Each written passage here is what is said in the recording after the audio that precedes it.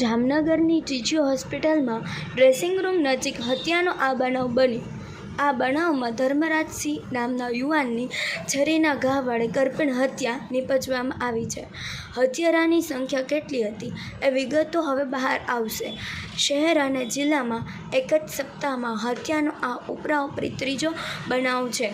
કાયદો અને વ્યવસ્થાની સ્થિતિને અસામાજિક તત્વો પડકારી રહ્યા છે અને આવી ઉપરા છાપરી ઘટનાઓથી જામનગર પોલીસના અસ્તિત્વ સામે પણ સવાલ ખડો થયો છે.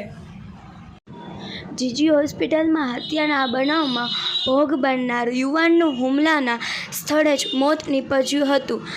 હત્યારો બનાવને અંજામ આપી નાસી છૂટ્યા છે. પોલીસ એમને શોધી રહી છે. આ હત્યાની જાણ થતાં સિટી ડીવાયએસપી સહિતની પોલીસ ટુકડી બનાવના સ્થળે પહોંચી હતી અને ઘટના સ્થળનું નિરીક્ષણ કરી આસપાસના લોકોને જરૂરી પૂછતાછ કરી હતી.